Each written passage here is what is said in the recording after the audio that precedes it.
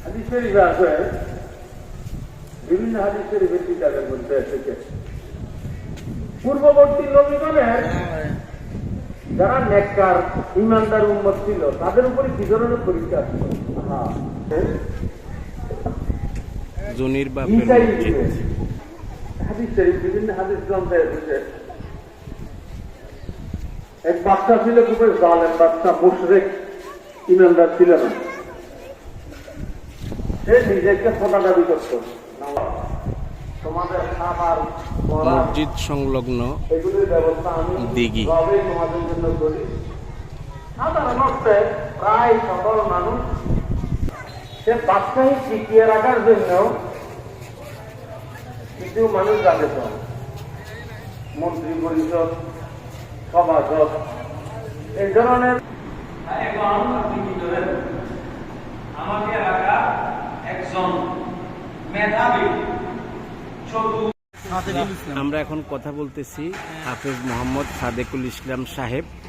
উনি এই জুনির বাপের মসজিদের আজকে 55 বছর ধরে সহকারী ইমামের দায়িত্বে আছেন। আমরা এখন হুজুর থেকে কিছু কথা শুনব।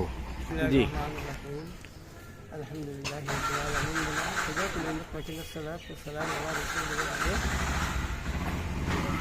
সম্মানিত এলাকা আসলে এই জায়গার মাঝে আইন দীর্ঘদিন ছিলেন।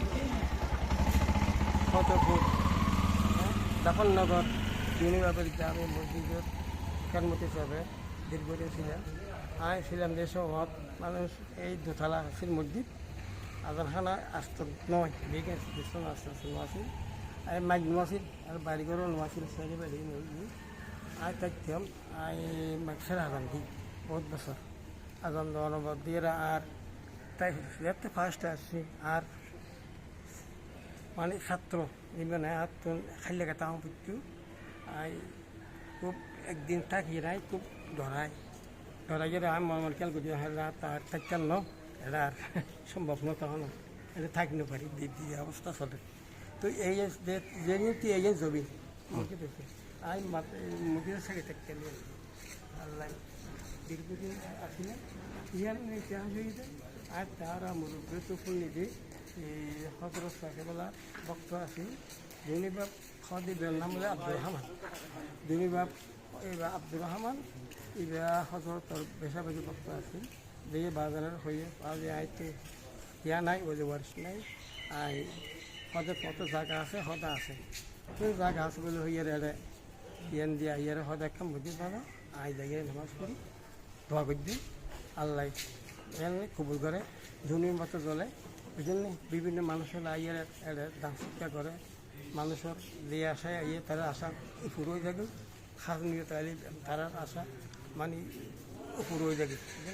তো দীর্ঘদিন তখন বাদে দিয়ে আইও ভাবে বাদে আজ 2-3 বছর কিন্তু আই বাড়ির শরীরের আই ইস্তেমা দিবে নাই। তো খেলমুটি সেবা আছে দিই ও খেলমুটি সেবাটা কি ও দুবার আজান দিই দুবারের আজান দিই বুঝলেন মাকে এলাকা মেয়েটা পাশাপাশি ইজ্জত করে বেশি ভক্তি করে।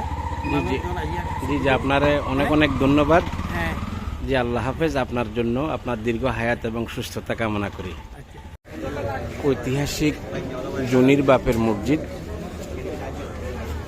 আসলে জুনি নামে ওনার কোনো সন্তান নেই। উনি গৌসুল আজম মাইজভান্ডারির দরবারে আরজি দিয়েছিলেন যে আমার তো কোনো সন্তান নাই, আমার নাম নিশানা তো আমি মৃত্যুর পরে থাকবে না।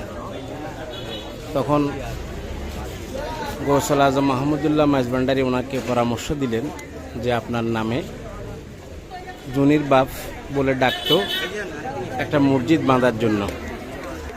সেই থেকে এই মসজিদের নাম হয়ে গেছে জুনির বাপের মসজিদ। দেখুন আল্লাহর কুদরত, একটা মসজিদের কারণে কিয়ামত পর্যন্ত ওনার যদিও ছেলে সন্তান বা জুনি নামে না থাকে কিন্তু ওনার এই নাম কায়েম দায়েম থাকবে। এটা রাউজান ফতেপুরের মধ্যে এই মসজিদ। বিশেষ করে এটা আসার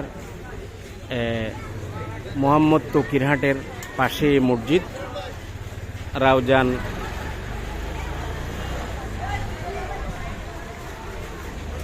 গহিরা থেকে 2 কিলোমিটার ভিতরে তো বৃষ্টি এসে গেছে। দর্শক আপনারা ভালো থাকুন, সুস্থ থাকুন, নিরাপদে থাকুন। আল্লাহ হাফেজ। আসসালামু আলাইকুম।